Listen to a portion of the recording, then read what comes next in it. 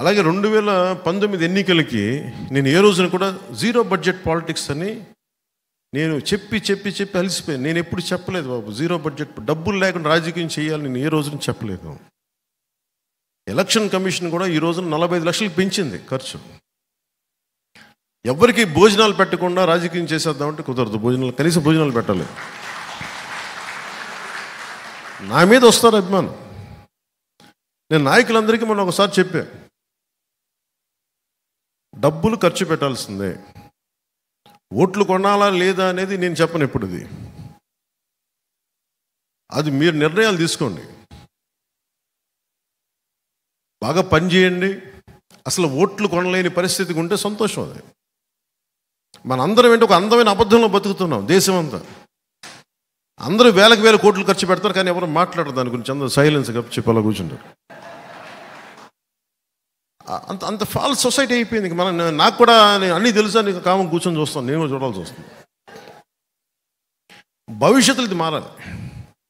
కనీసం 2029 ఆ తర్వాత వచ్చే ఎన్నికలు కానీ ఇంకొక 10 years తర్వాత అయినా సరే అసలు ఓట్లతోటి డబ్బులతోటి ఓట్లు కొనాల్సిన అవసరం లేని రాజకీయం రావాలి. అప్పుడు నిజమైన అభివృద్ధి ఉంటుంది.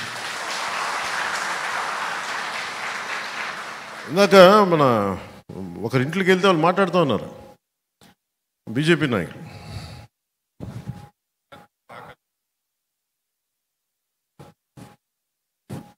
బాగా సత్యనారాయణ గారి ఇంటికి వెళ్తే ఇందాక ఆయన మాట్లాడింది, అప్పులు తెచ్చి మగాడం అంటావు ఏంటి? అభివృద్ధి చేసి కదా నువ్వు మగాడం అనాల్సిందే. అంటే ఆయన ఏంటి, నేను బటన్ నొక్కాను ఒకటి ఏం, నువ్వు అప్పులు తెచ్చే బటన్ నొక్కుతున్నావు, అభివృద్ధి చేసే బటన్ నొక్కు. అప్పుడు కదా నీ సలాం అంటావు, నీకు అప్పుడు కదా శభాష్ అంటావు నీకు. అంటే వ్యక్తిగతంగా నీకు ఆస్తులు పెరిగిపోతూ ఉన్నాయి. అంటే ఇవన్నీ చూస్తామంటే మనకి 2 ఉన్నాయి. జనసేన టీడీపీ వస్తే మీకు ఈ పథకాలు ఆపేస్తారని ఉంది. జగన్ ఏం చెప్తున్నాడు మన అసెంబ్లీలో కూడా, భవిష్యత్తులో ఏ ప్రభుత్వం పథకాలు ఆపలేదు, అంత పగడ్బందీగా పథకాలు పెట్టారని అన్నాడు. దాన్ని బట్టి మీకు అర్థమవుతుంది కదా, మేము వచ్చిన పథకాలు కంటిన్యూ చేస్తామని అతనే చెప్తున్నాడు. అందరికీ చెప్పండి, మనం వచ్చిన పథకాలు ఎలా కంటిన్యూ అవుతాయి. కాకపోతే మేము అభివృద్ధి కూడా చేస్తాం పథకాలతో పాటు. ఇతను అప్పులు తెచ్చి ఫైనల్గా అతను డబ్బునోడు అయిపోతున్నాడు బాగా విపరీతం. చెల్లి కూడా డబ్బులు ఇవ్వట్లేదు పాపం. బాబు